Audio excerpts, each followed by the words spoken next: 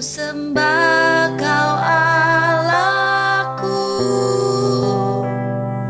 Bapa dan sahabatku, Kau yang pedulikan seluruh hidupku.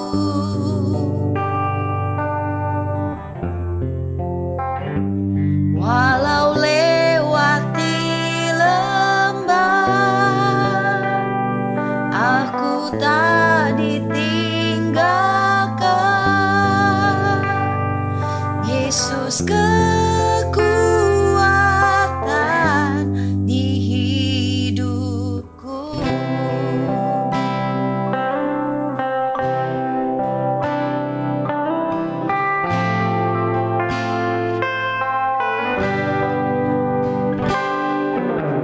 Hanya Engkau juru selamatku, Tuhan Kau setia padaku.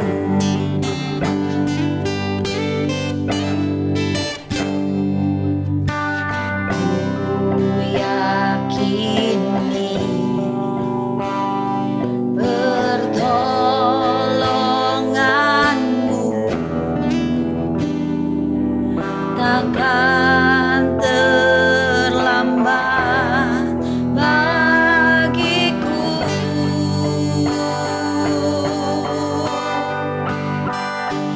Ku sembah Kau Allahku,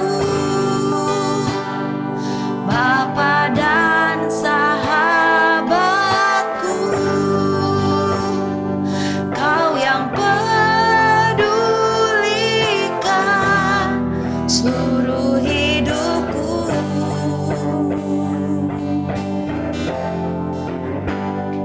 Walau lewati lembah, aku tak ditinggalkan. Yesus kekuatan di hidupku.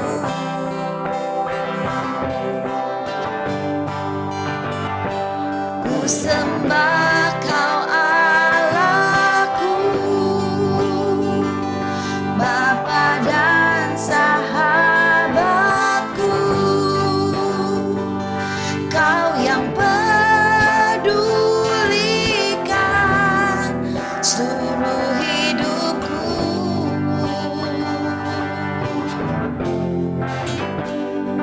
Walau lewati lembah, aku tak ditinggalkan. Yesus kekuatan di hidupku.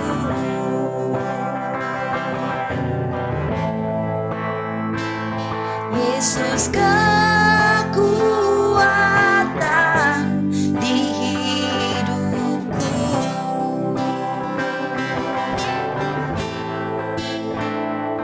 Yesus kekuatan di hidupku.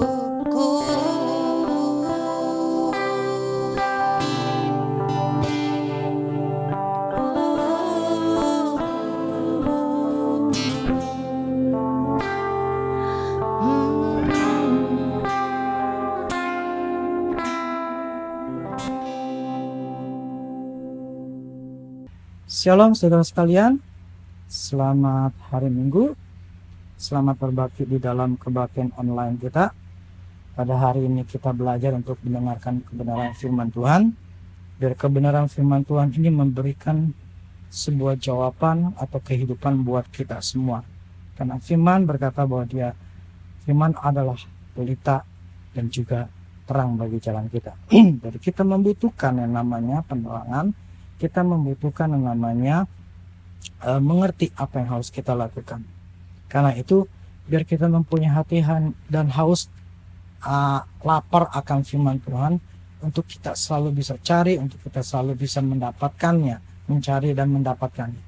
Oke, saat ini, hari ini saya ingin bicara mengenai menerima kerajaan Allah.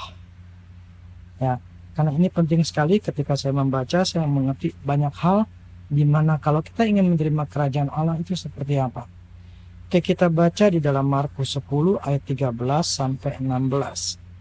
Lalu orang membawa anak-anak kecil kepada Yesus supaya ia menjamah mereka. Akan tetapi murid-muridnya memarahi orang-orang itu. Ketika Yesus melihat hal itu, ia marah dan berkata kepada mereka, "Biarkan anak-anak itu datang kepadaku.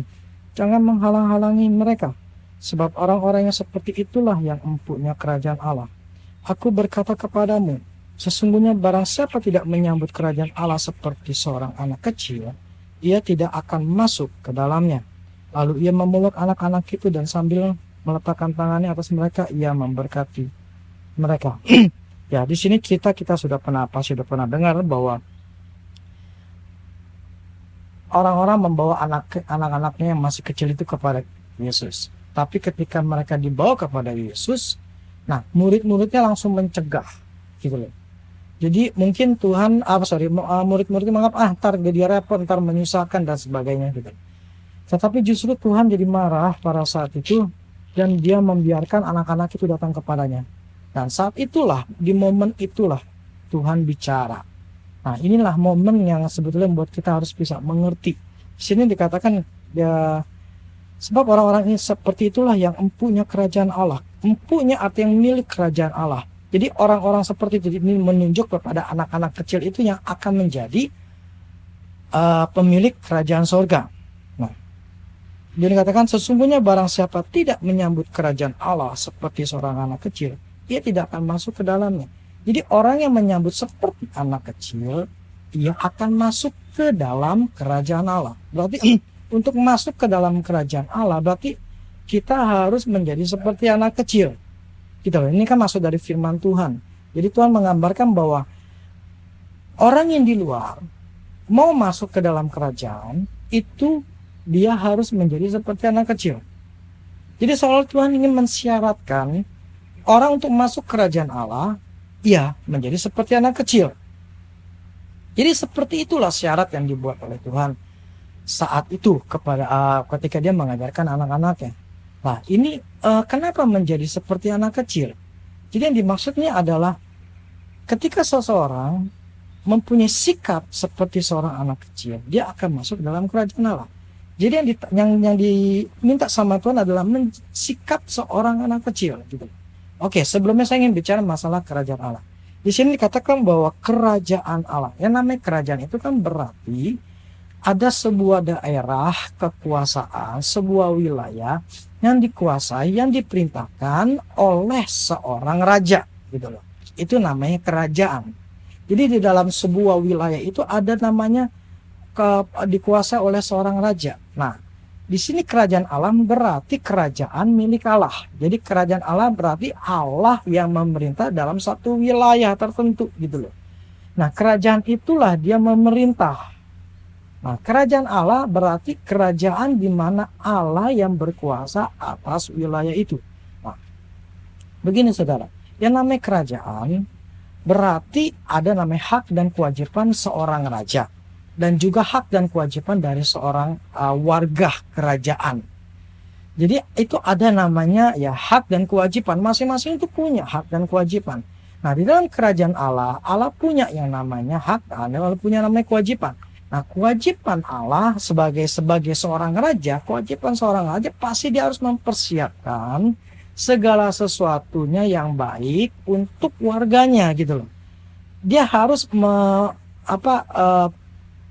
tujuannya adalah mensejahterakan semua warga yang ada di wilayahnya. Seperti Indonesia, kita ada presiden, gitu loh. Atau di Inggris itu ada raja Inggris, gitu loh. Yang prinsipnya seorang pemimpin, seorang yang memimpin sebuah wilayah, entah itu raja, entah itu presiden, dia harus fokus bagaimana caranya mensejahterakan, membuat wilayah kekuasaannya itu rakyatnya itu damai dan sejahtera. Sejahtera dalam arti mereka tercukupi, mereka bahagia, mereka senang, apapun yang mereka butuhkan itu semuanya sudah disediakan gitu loh. Kalau kita adalah pemerintah.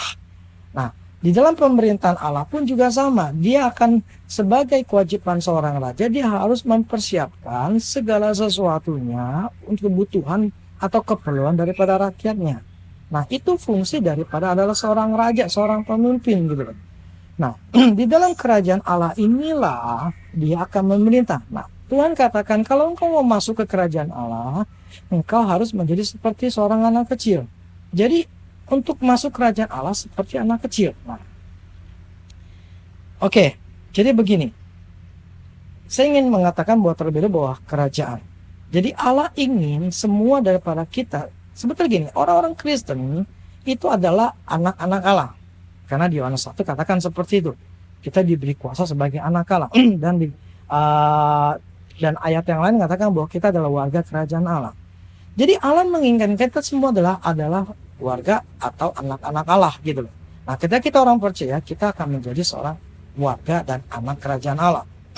Jadi inilah sebetulnya hak dan kewajiban kita. Kita punya sebagai seorang warga atau anak kerajaan Allah. Nah, kenapa Tuhan katakan bahwa ini adalah empunya, gitu. Jangan melarang, karena mereka empunya, pemilik daripada kerajaan Allah. Nah, sikap dari seorang anak kecil inilah yang saat ini kita harus pelajari, bahwa kalau kita mempunyai sikap sebagai seorang anak kecil, kita akan bisa memperoleh kerajaan Allah. Nah, apa sih maksudnya dalam kerajaan Allah gitu? Nah, ketika kita masuk di dalam kerajaan, kita sebagai warga kerajaan Allah, kita akan memperoleh semua yang diberikan atau yang difasilitasi oleh pemerintah, oleh kerajaan itu gitu loh. Jadi ketika kita berada dalam kerajaan Allah, kita otomatis sebetulnya akan diberikan semua fasilitas. Contohnya kita ya diberikan fasilitas untuk makan, untuk minum, kita bisa bergerak bebas, kita bisa jalan segala macam gitu. Itu fasilitas yang dibuat oleh pemerintah seperti tol contohnya gitu. Nah, kita bisa menikmatinya. Nah, demikian ketika kita masuk dalam kerajaan Allah, sebetulnya kita bisa menikmati segala sesuatu yang sudah Allah fasilitasi untuk kita semua. Nah, tetapi tidak semua orang Kristen itu bisa menikmati fasilitas yang ada di dalam kerajaan Allah. Kenapa tidak bisa menikmati? Bukan masalah Tuhan membedakan yang satu kerajaan, satu ini warga khusus, yang satu warga ini. Bukan itu, semua disediakan buat kita semua. Makanya jalan tol untuk semua umum gitu, semua orang gitu loh. Ya. Nah, itu seperti itu. Jadi, tapi kenapa masih banyak orang Kristen kita tidak mendapatkan fasilitas di dalam kerajaan Allah? Jadi ketika kita masuk di dalam kerajaan Allah, sebetulnya kita akan mendapatkan semua apapun yang ada di dalam kerajaan Allah, yang dimana Allah sudah sediakan bagi semua warganya gitu loh. Apalagi kita sebagai anak-anaknya gitu loh. Jadi itulah bagian kita atau hak kita sebagai warga kerajaan Allah, sebagai anak-anak Allah. Tetapi ya problemnya, kita tidak semua orang Kristen itu bisa menikmati apa yang sudah Allah sediakan bagi kita semua. Tidak semua. Nah, ini akan yang akan mempengaruhi kehidupan kita. Jadi gini loh, kehidupan kerajaan Allah itu bukan pada waktu nanti kita di sorga gitu, tetapi pada saat kita di muka bumi pun juga gitu loh. Makanya Tuhan katakan yang di dalam doanya, datanglah kerajaanmu di bumi gitu loh. Artinya apa? Memang kerajaan Allah itu bisa kita nikmati di bumi.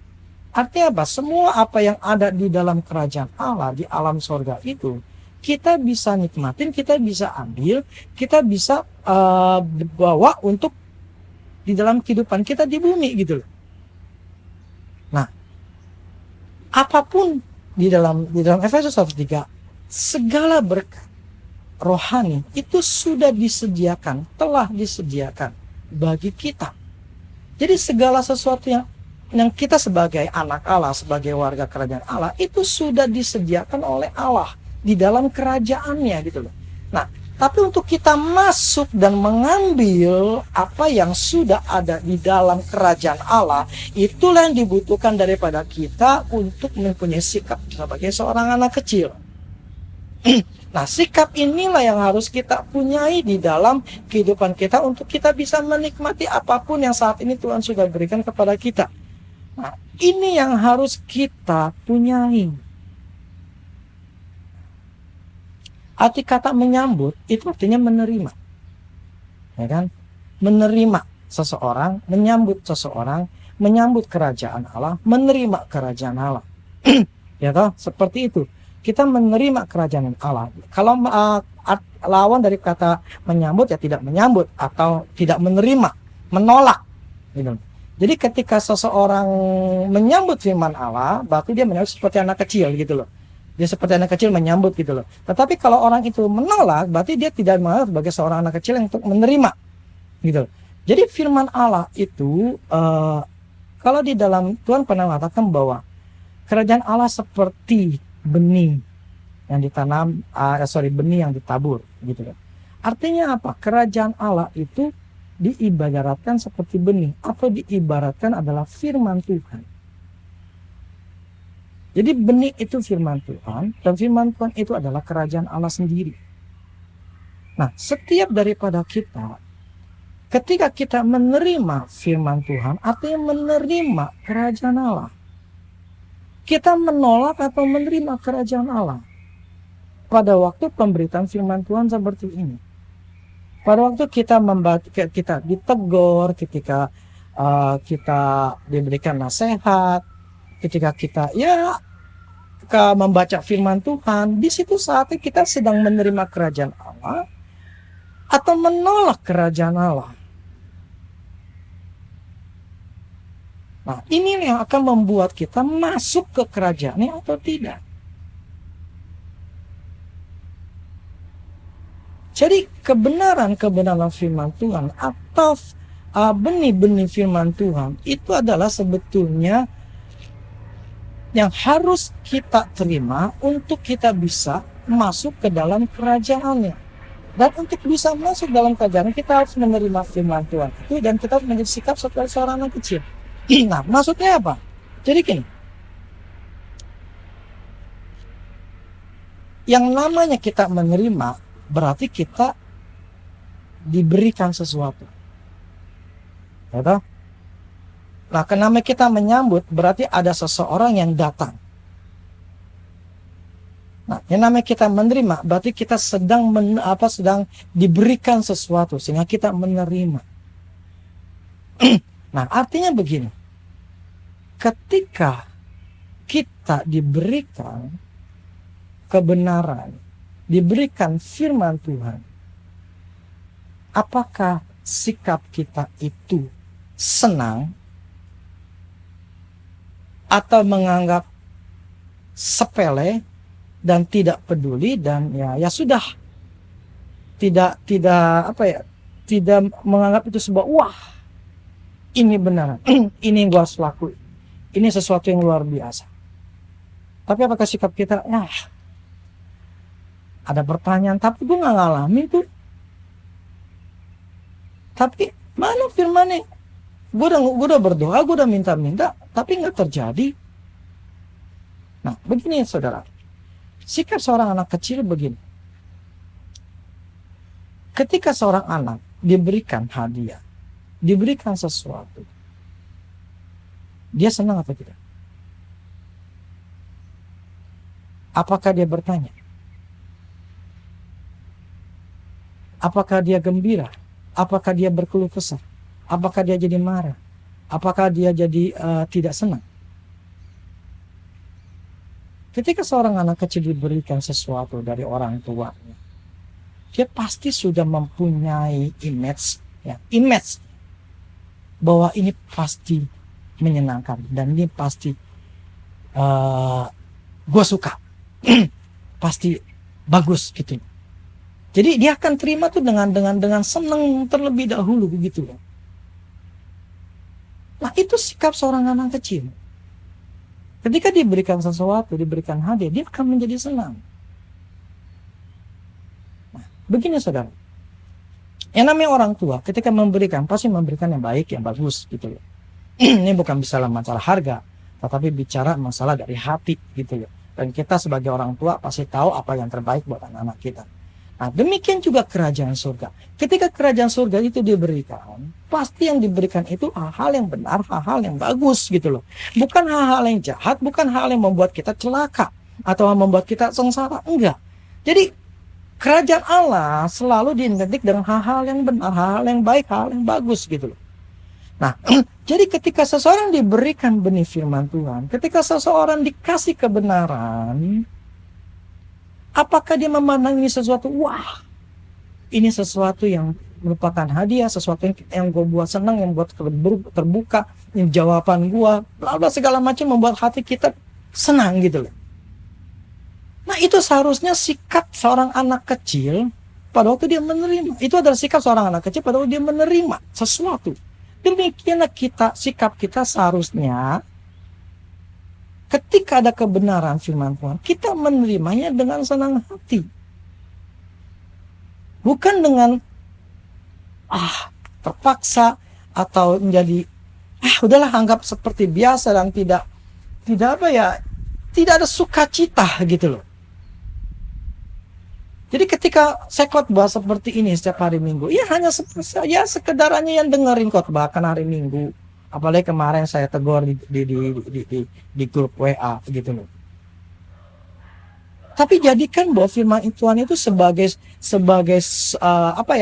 yang harus ditunggu, yang harus gua makan gitu loh. Sesuatu yang menyenangkan, sesuatu yang menyenangkan buat diri kita untuk kita bisa mendapatkannya gitu loh, ketika diberikan. Nah, itu seharusnya sikap kita sebagai orang Kristen seperti anak kecil ketika menerima firman Tuhan atau kita ingin mengharapkan yang namanya hadiah dari Tuhan. Mengharapkan benih firman Tuhan itu untuk bisa didapatkan. Nah, ini adalah bagian yang Tuhan ingin katakan, jadilah seperti anak kecil. Karena kau tidak akan masuk ke kerajaan Allah kalau tidak seperti anak kecil gitu loh. Jadi sikap seorang anak kecil itulah yang harus kita punyai untuk kita bisa masuk dalam kerajaan Allah. Jadi kita tidak akan mendapatkan kerajaan Allah apapun yang tersedia, yang sudah difasilitas, yang sudah tersedia, yang buat kita kalau kita tidak punya sikap seorang anak kecil. Nah, anak kecil itu dari pertama tadi dia akan menerima dengan sukacita, dia akan tanpa ada keraguan, tanpa ada pertanyaan, tanpa ada was-was, tanpa ada negative thinking gitu loh. Dia ketika dia diberikan, dia akan menerima dengan senang hati. Itu pertama. Kedua, dia itu percaya. Kenapa dia percaya? Dia percaya kepada orang tuanya ketika dia memberikan sesuatu kepada dia. Itu pasti hal-hal yang baik. Dan dia tidak pernah berpikir negatif terhadap orang tuanya. Maka Tuhan katakan, kalau kamu makan orang tua, masa kasih ular gitu loh. Enggak kan? Berarti apa? Tuhan ingin menggambarkan bahwa ketika diberikan firman Tuhan, entah itu teguran yang keras sekalipun, jangan menjadikan itu sebagai sebuah hal yang ditolak, yang patut ditolak. Tetapi justru saat itu kita harus bisa menerimanya ini sebagai hadiah dari Allah. Benar saudara, percayalah ketika Allah berbicara melalui firman Tuhan, itu demi kebaikan kita. Ketika dia memberikan kepada kita firman Tuhan yang keras lah, yang menegur lah, itu demi kebaikan kita. Itu sikap seorang anak kecil selalu percaya kepada bapaknya, kepada orang tuanya. Demikian kita harus punya sikap seorang anak kecil, kita percaya kepada Allah Bapa kita gitu loh. Untuk firman Tuhan yang selalu bisa diberikan untuk kita bisa terima gitu loh. Nah, ini yang dibutuhkan daripada kita sebagai seorang Kristen yang punya sikap seorang anak kecil. Jadi sukalah belajar akan firman Tuhan, walaupun ditegur, walaupun sepertinya itu yang menusuk kita, kita belajarlah untuk menerimanya, bukan menolaknya, tetapi mencari kesalahan di dalam diri kita yang harus kita perbaiki, kekurangan yang harus kita perbaiki. Bukan kita menjadi menolak, menjadi marah, dan tidak mempercayai Tuhan lagi atau hamba Tuhan atau siapapun yang sedang berbicara gitu. Kalau kita ingin masuk kerajaan Allah. Kalau Maka firman katakan, Tuhan katakan, kalau engkau tidak menyambut seperti anak kecil ini, kau tidak akan masuk kerajaan surga. Gitu loh. Jadi bukan itu sebuah pilihan hidup di dalam diri kita. Barang siapa tidak menyambut. Jadi ada juga barang siapa yang menyambut. Siapa yang tidak menyambut dan siapa yang menyambut. Kita sendiri yang tahu masing-masing. Jadi kalau kita ingin menerima kerajaan Allah, sambutlah kerajaan Allah itu. Sambutlah firman Tuhan. Terimalah teguran dari firman Tuhan.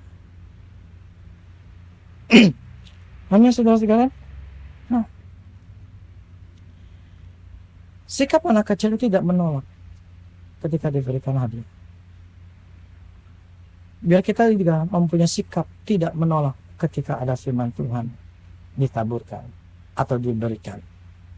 Sehingga kita menerimanya dengan lapang dada, dengan senang hati, dengan bersuka cita. Itu membuat kita yes. Saudara, firman Tuhan itu ya dan amin. Dia tidak pernah gagal, dia tidak pernah lalai, dia tidak pernah lupa gitu. Firman Tuhan itu adalah sesuatu yang sifatnya adalah pasti akan terjadi dengan sendirinya. Gitu loh. Itu otomatis. Firman Tuhan itu bukan digedor-gedor supaya ngelakuin gitu loh. Firman Tuhan itu otomatis akan terjadi ketika seseorang bertindak sesuai dengan firman Tuhan. Jadi nggak perlu didoakan, nggak perlu dipaksakan, ya. Tetapi ketika kita sudah melakukan bagian kita, melakukan apa yang firman Allah katakan, kita pasti akan mendapatkan kebenaran itu atau buahnya. Tanpa itu kita tidak akan pernah bisa. Jadi kita harus bisa belajar untuk menerima, belajar untuk mengkoreksi diri kita, memperbaiki diri kita, pola pikir kita untuk menjadi lebih baik. Amin. Nah, maka kita harus mengutamakan kerajaan Allah terlebih dahulu. Kita harus memberikan porsi daripada kerajaan Allah, kebenaran itu lebih besar dibandingkan yang lain. Maka firman katakan, carilah kerajaan Allah terlebih dahulu, maka semuanya akan ditambahkan kepadamu. Nah, kemarin ketika saya baca firman Tuhan di Markus 10 ayat 28 sampai 30, ini saya nyambung saudara. Berkatalah Petrus kepada Yesus, kami ini telah meninggalkan segala sesuatu dan mengikut engkau. Jawab Yesus, aku berkata kepadamu, sesungguhnya setiap orang yang karena aku dan karena Injil meninggalkan rumahnya, saudaranya laki-laki atau saudaranya perempuan, ibunya atau bapaknya, anak-anaknya atau ladangnya, orang itu sekarang pada masa ini juga akan menerima kembali 100 kali lipat rumah, saudara laki-laki, saudara perempuan, ibu, anak, dan ladang, sekalipun disertai berbagai penganiayaan. Dan pada zaman yang akan datang, ia akan menerima hidup yang kekal. Jadi maksud gini saudara, ini bukan berarti kita di sini tidak dikatakan bahwa meninggalkan istri ya. Tetapi yang dimaksud ini meninggalkan rumah, artinya ketika orang itu pergi dalam penginjilan, dia harus meninggalkan segala sesuatu ya. Kalau anaknya masih kecil, tetaplah dibawa gitu. Karena dia masih membutuhkan ya. Mungkin anak yang sudah besar itu bisa ya sudah cukup matang gitu ya, untuk dia bisa mandiri. Contohnya anak saya sekarang udah kuliah ya, dia udah cukup matang untuk bisa ngurus diri sendiri gitu loh. Makanya ya dia sekarang kuliah di tempat lain gitu. Nah, saya tidak membahas masalah seorang misionaris itu dan seperti itu. Tetapi saya ingin membahas begini.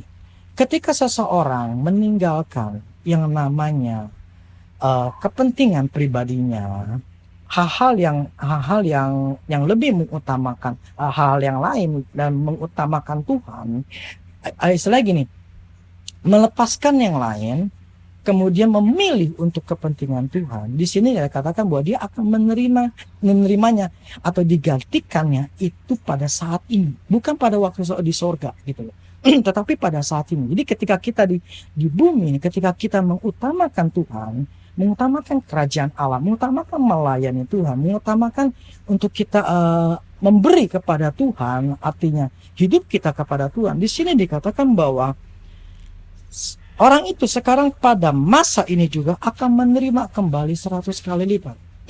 Jadi ketika seseorang mengutamakan kerajaan Allah seperti anak kecil itu yang percaya, menerima dan tidak menolak, dan dengan senang hati bahkan meninggalkan hal-hal yang menurut firman Tuhan itu harus dibuang, dan dia memilih Tuhan, ini Tuhan katakan orang seperti ini akan menerima kerajaan Allah.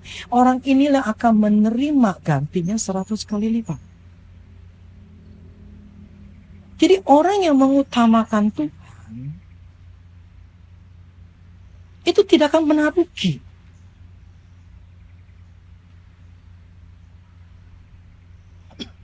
Nangkap saudara? Orang yang mengutamakan kerajaan Allah tidak akan pernah rugi. Nah, ini yang seharusnya kita punya miliki di dalam hidup kita. Maksudnya begini, kita masing-masing punya yang namanya pekerjaan. Kita masing-masing punya yang namanya pergumulan atau masalah. Nah, tetapi ketika kita lebih memilih masalah kita, lebih memilih pekerjaan kita dibandingkan Tuhan, kita tidak akan bisa mendapatkan 100 kali lipat. Nah, ini yang seharusnya saya bertanya Tuhan sama Tuhan begini, Tuhan, kita kan sama-sama anak Allah, ya kan? Ketika saya sebagai anak Allah, ya saya tidak ke gereja, tuh saya anak Allah juga, gitu loh. Kalau saya tidak memberi juga, toh saya anak Allah juga. Dan ketika saya tidak mengutamakan, maksudnya tidak baca Alkitab, ketika pekerjaan saya lebih mementingkan saya pergi ke pekerjaan daripada ngelayani Tuhan, toh saya juga anak Tuhan, toh saya dapat kasih karunia. Ketika misalnya gini, ketika saya harus mempersiapkan khotbah, saya lebih pentingin gitu loh masalah kerjaan saya atau apapun yang saya lakukan. Ya udah, saya kan tetap punya kasih karunia, saya tetap orang Kristen, saya tetap anak Allah gitu loh. Toh Tuhan kan mengerti saya gitu kan, saya lagi sibuk, saya lagi susah, saya lagi sedih, saya lagi bermasalah. Ya Tuhan ngerti lah gitu. Saudara, Tuhan katakan begini, maksudnya begini. Kita memang tetap anak Allah. Tetapi apa yang kau tabur, kau tetap harus menuai. Memang, jadi gini. Engkau, misalnya kalau saya meremehkan Tuhan, menyepelekan Tuhan, Tuhan tidak marah. Dia tidak akan marah karena dia punya yang namanya kesabaran yang begitu luar biasa besar. Kesabaran yang begitu luar besar. Tetapi ketika saya menyepelekan Tuhan, itu berarti saya menabur kesepelehan. Nah, firman tetap mengatakan, carilah kerajaan Allah terlebih dahulu. Ketika saya tidak mengutamakan Tuhan, ketika saya menyepelekan Tuhan, itulah apa yang saya tabur. Jadi saya akan menuai, ya saya akan menuai apa yang saya sepelekan tentang Tuhan. Akhirnya apa? Tidak ada buah yang saya terima. Loh, bukankah Tuhan Maha Kasih? Benar, Tuhan Maha Kasih. Tetapi apa yang kita tabur, kita akan tuai. Allah, gini loh, bukan berarti Allah itu tidak punya perasaan. Bukan berarti Allah itu suka disepelekan. Bukan berarti Allah itu suka diremehkan. Ketika seseorang tidak menghargai Allah, Allah tetap setia. Tetapi apa yang menjadi tidak penghargaan dalam diri kita, kita akan tuai sesuatu yang tidak baik. Karena kita yang tidak menghargai Allah. Tetapi di firman ini katakan, kalau kita meninggalkan semuanya dan memilih Tuhan, kita akan digantikan 100 kali lipat.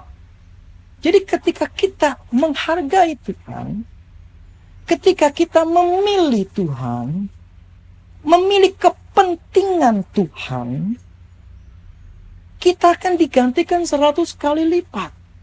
Jadi ketika saya memilih mencari Tuhan, merenungkan firman Tuhan lebih dibandingkan otak saya ke kerjaan, otak saya kemana-mana, saya akan menerima gantinya.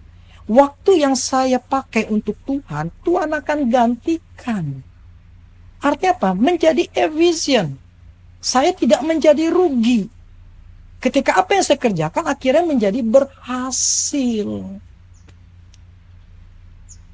Makanya Mazmur 1 itu merenungkan firman Tuhan satu, apa yang apa hidupnya untuk firman Tuhan, hidupnya ada dalam firman Tuhan. Dikatakan apapun yang dikerjakannya berhasil. Tetapi kalau kita tidak mengutamakan Tuhan, yang ada kita cuma komplain, marah, mencari jawaban, mencari pertolongan dengan orang lain, berharap orang lain nolong, dengan cara nelpon lah, dengan cara apa, berusaha gimana ya. Akhirnya apa? Kita berharap kepada manusia, bukan berharap kepada Tuhan. Saudara, pentingkan Tuhan terlebih dahulu. Kalau memang itu bukan milik kita, ya sudah, lepaskan. Kalau itu memang bukan Tuhan izinkan, ya itu lepaskan. Yang penting apa? Menyerahkan kepada Tuhan. Nah, bagaimana kita menyerahkan kepada Tuhan? Kita lebih mengutamakan Tuhan. Jadi saat itu, jadi firman Tuhan saat itu, ketika saya baca, jadi Tuhan bicara melalui firman-Nya, meninggalkan semuanya. Nah, itu bicara kepada saya. Rudi, utamakan aku. Utamakan aku. Maka engkau akan digantikan. Jadi ketika saya baca firman Tuhan, ini saya menyambut kerajaan Allah itu. Saya menerima kerajaan Allah itu dengan senang hati. Walaupun itu berupa sebuah teguran untuk diingatkan saya kembali, untuk fokus, untuk berharap, untuk tetap mempercayai Tuhan, untuk tetap waktu saya itu adalah untuk Tuhan. Itu yang Tuhan ingatkan sama saya. Saya harus mementingkan kepentingan Tuhan. Contoh ketika saya mempersiapkan ini, ya saya harus mempersiapkan lebih baik lagi. Bukan jadi asal-asalan. Jadi setiap pelayan Tuhan, kita ini punya tanggung jawab. Ya kan? Kita ini punya kewajiban. Nah, ketika kita punya kewajiban, kita harus bisa mementingkan Tuhan terlebih dahulu. Contohnya misalnya bagian musik. Wah, gue mesti bikin nih. Gue mesti bikin yang baik, yang bagus. Gue mesti nyediain waktu. Kita semua masing-masing ada bagiannya. Jadi ketika kita ngerti bagian kita ini, kita jadi lebih mementingkan kepentingan Tuhan. Itu pasti kita akan digantikan, kita akan menjadi orang yang berhasil. Amin, saudara. Jadi siapa bilang melayani Tuhan itu merugikan waktu kita, merugikan uang kita, merugikan tenaga segala macam? Enggak. Di sini firman katakan digantikan bahkan 100 kali lipat pada saat ini. Jadi maksudnya pada waktu ada di bumi, bukan di sorga. Jadi pada waktu kita mementingkan atau melepaskan semuanya demi kepentingan Tuhan, Tuhan gantikan. Ini yang seharusnya tertanam di dalam diri kita, bahwa yang terutama di dalam hidup kita adalah melayani Tuhan. Melayani Tuhan bukan masalah ketika ada di gereja, bukan. Melayani Tuhan adalah pada waktu dimanapun kita berada, kita memfokuskan diri hanya kebenaran firman Tuhan yang aku utamakan. Misalnya dalam keseharian kita harus punya utamakan waktu untuk kita cari Tuhan. Jadi ada waktu yang memang kita lebih mengutamakan, kita lepaskan yang lain untuk cari Tuhan. Nah, inilah yang sebetulnya empunya kerajaan surga yang akan memiliki bumi, yang akan masuk ke dalam kerajaan Allah. kerajaan Allah itulah yang seharusnya kita miliki, yang kita nikmati. Hanya saudara, ini yang seharusnya kita belajar. Jadi ketika saya baca firman Tuhan, saya harus bisa menerimanya. Yes, ini benar, ini benar. Jadi ketika saya baca meninggalkan itu semua, itu saya bilang, yes Lord, saya mau. Kenapa? Karena nggak sia-sia. Ketika saya mengutamakan Tuhan, apa yang saya utamakan ini tidak akan pernah sia-sia. Jadi saya percaya saya akan berhasil ketika saya mengutamakan Tuhan. Jadi saya nggak perlu takut lagi, saya nggak perlu berpikir macam-macam, berpikir negatif. Jalani hidup ini dengan cara saya mengandalkan Tuhan, saya membaca firman Tuhan, saya mengutamakan Tuhan. Saya yakin bahwa Allah pasti akan menuntun saya. Nggak mungkin nggak, otomatis saya nggak perlu doa minta-minta. Saya tidak perlu pusing-pusing. Pokoknya ada bagian yang saya lakukan, saya lakukan. Nanti Tuhan akan punya bagiannya untuk melakukan yang saya nggak mengerti bagaimana caranya, saya nggak mengerti, tetapi Tuhan bukakan jalan. Sebab tetap prinsipnya begini saudara, di mana ada kebenaran, Tuhan pasti kerja. Nggak mungkin nggak. Tapi di mana ada dosa, di mana ada kesalahan, setan pasti kerja. Nggak mungkin nggak. Jadi dua hal inilah yang di dalam hidup kita yang seharus kita pilih. Jadi supaya kita tidak ada kerjaan setan di dalam hidup kita. Entah itu dalam keuangan, dalam kesehatan, yang 5 aspek itu ya. Kalau kita ingin semuanya di dalam keadaan baik semua, dalam keadaan bahagia, kita harus membereskan dosa-dosa atau kesalahan-kesalahan yang kita lakukan. Kita harus stop itu semua. Kita harus tidak boleh tidak boleh hidup di dalam itu supaya kita tidak dikuasai oleh setan. Ini yang dulu saya dapat ini. Di mana kebenaran Tuhan kerja, di mana dosa setan kerja, itu di tahun 2006. Itu yang membuat saya jadi semakin lama semakin mengerti. Artinya apa? Saya mesti bereskan segala sesuatu yang dimana entah itu dosa, entah itu kesalahan, pola pikir saya yang salah, yang negatif, pokoknya macam-macam yang salah itu, saya harus cut itu semua gitu loh. Saya harus putuskan semua, saya harus bereskan itu semua supaya setan tidak kerja lagi. Nah, selama saya masih ada di situ, ya setan selalu kerja. Nah, makanya kita butuh kebenaran. Di mana ada kebenaran, Tuhan yang kerja. Di mana kebenaran yang kau ketahui, itu akan memerdekakanmu. Itu dasar firman-Nya. Jadi ketika kita memutuskan untuk memilih firman Tuhan, kita masuk ke dalam kerajaan. Seperti anak kecil yang menyambut, yang menerima kebenaran Allah, dia akan masuk kerajaan Allah. Jadi saya kita rindu semua sebetulnya orang Kristen. Ketika masih di bumi ini, kita adalah orang-orang yang bahagia. Bukan orang-orang yang susah. Bukan orang-orang yang stres, yang takut, yang bingung, yang gak tahu ke depannya seperti apa. Seharusnya kita tidak boleh seperti itu. Seharusnya. Tetapi ya memang tidak semua orang itu bisa masuk atau berada di dalam keadaan yang baik. Tetapi kita bisa mengusahakannya. Bukan mengandalkan diri sendiri, tetapi mengandalkan Tuhan. Bagaimana cara mengandalkan Tuhan? Firman yang kita ketahui. Artinya apa? Firman yang kita ketahui itu dilakukan setiap hari. Maksudnya kita mendapatkannya setiap hari. Itu firman yang kita ketahui. Jadi gini, seperti minggu lalu, kan saya bicara masalah saya kloset kamar mandi saya itu bermasalah mampet, dan saya harus bereskan.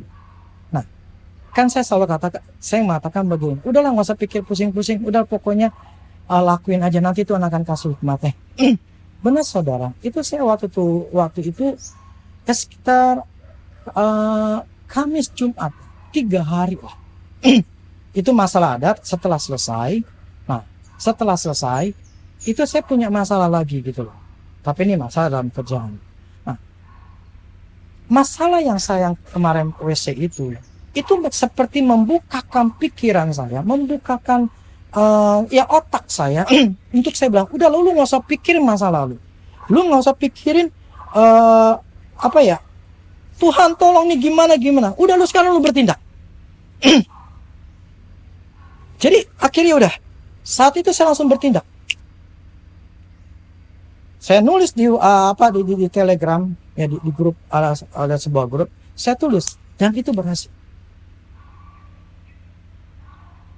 Sesuatu yang saya nggak pernah pikirkan, saya bisa jual begitu banyak.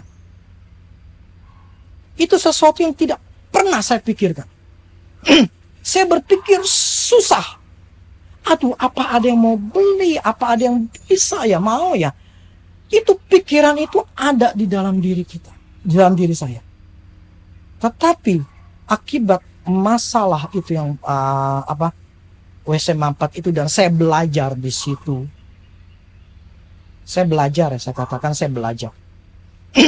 Dan saya lakuin lagi nextnya, masalah berikutnya berhasil. Apa yang saya pikir itu nggak bisa, apa yang saya pikir itu nggak mungkin, apa yang saya pikir itu sulit, ternyata tidak. Itulah Tuhan. Apa yang tidak pernah kita pikirkan, tidak pernah kita doakan, itu telah disediakan oleh Tuhan. Jadi sudahlah, jangan sibuk-sibuk minta, sibuk-sibuk cari orang, maksudnya minta pertolongan, mengharapkan sama orang lain. Mulailah berharap sama Tuhan dan ikuti tindakan yang sesuai dengan firman. Jadi saya bertindak, Tuhan bertindak, dan akhirnya berhasil. Tapi kalau kita cuma hanya minta, kita berdiam, tapi kita tidak pernah bertindak, kita tidak akan pernah melihat keberhasilan. Jadi saya melakukan firman Tuhan itu iya dan amin. Firman Tuhan tidak pernah salah.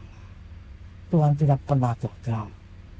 Biar kita menyambut, menerima firman Tuhan seperti anak kecil. Sehingga kita akan masuk ke dalam kerajaan Allah. Masuk kerajaan Allah dan kita tinggal mengambil, menikmatinya.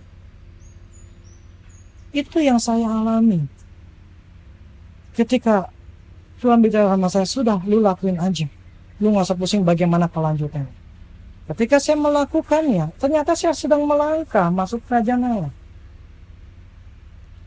Dan ketika saya melangkah masuk kerajaan Allah, di situ sudah disediain sama Tuhan orang-orangnya. Saya tinggal terima. Saya tinggal nikmat. Itu yang saya melihat bahwa gambaran Tuhan, firman Tuhan itu adalah kerajaan Allah seperti itu. Jadi kalau kita tidak pernah mau melangkah, cumanya bisanya ngomel, menggerutu, tidak akan pernah bisa masuk ke dalam kerajaan Allah. Kita tidak akan menerima janji-janjinya Allah. Untuk melakukan janjinya Allah, seringkali kita harus berkorban. Entah itu waktu, entah itu perasaan, entah uang, dan banyak macam gitu. Tergantung kasusnya. Tetapi itu semua akan firman Allah kan digantikan 100 kali lipat pada masa ini. Bukan nanti. Bukan waktu kita di surga, tetapi pada masa ini. Itulah kebenaran firman Tuhan yang kita harus bisa lakukan pada hari ini. Amin, saudara sekalian. Biarlah setiap demikian yang saya berkhotbah, dan biarlah setiap kebenaran firman Tuhan yang saya sudah sampaikan ini menjadi sebuah jawaban, menjadi sebuah keyakinan atau kemantapan untuk saya melakukannya. Amin, saudara-saudara sekalian. Sebelum mari kita berdoa. Bapa di surga, terima kasih untuk kebenaran firman-Mu. Saat ini kami sudah mengerti semakin dalam lagi. Untuk kami masuk dalam kerajaan Allah, kami butuh yang namanya sikap seperti orang anak kecil, yaitu percaya, yaitu menerima, yaitu tidak punya negative thinking, dan menerima dengan sukacita. Terima kasih Tuhan, biar ini kami menjadi pelaku-pelaku firman-Mu. Di dalam nama Yesus Kristus kami berdoa. Amin. Terima kasih, Tuhan Yesus memberkati. Biar kita ketemu dalam minggu depan. Amin. Hanya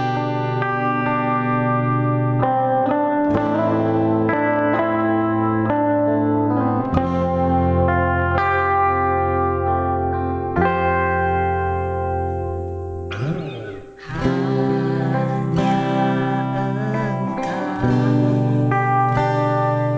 Juru selamatku, Tuhan Kau setia padaku.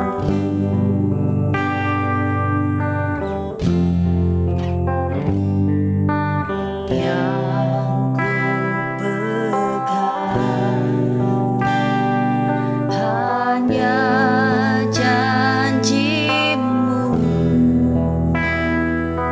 ku percayakan hidupku.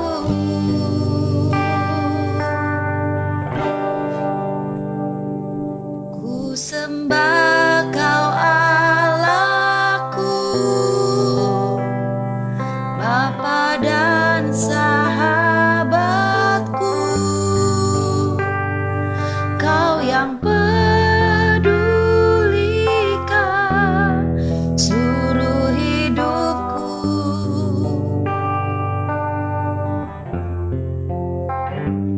Walau lewati lembah, aku tak ditinggalkan. Yesus kekuatan di hidupku.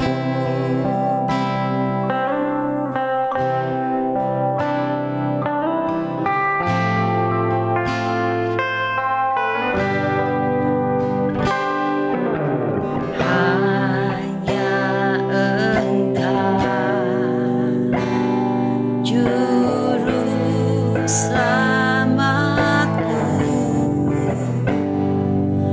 Tuhan Kau setia padaku.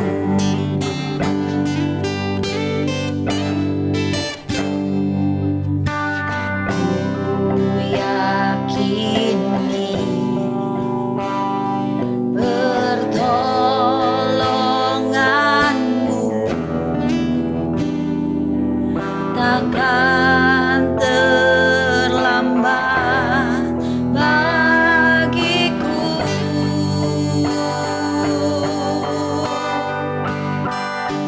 Ku sembah Kau Allahku, Bapa dan sahabatku,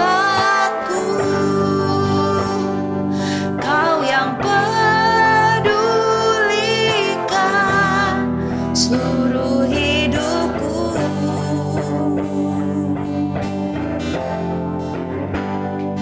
Walau lewati lembah, aku tak ditinggalkan.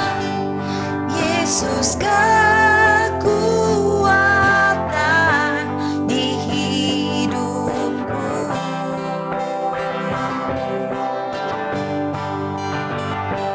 Ku sembah Kau Allahku,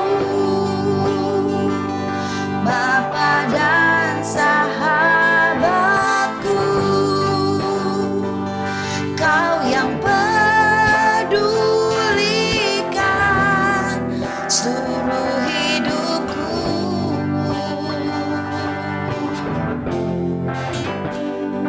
Walau lewati lembah, aku tak ditinggalkan. Yesus kekuatan di hidupku.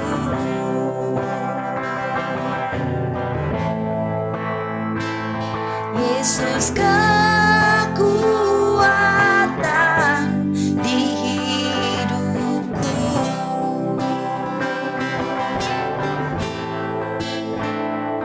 Yesus kekuatan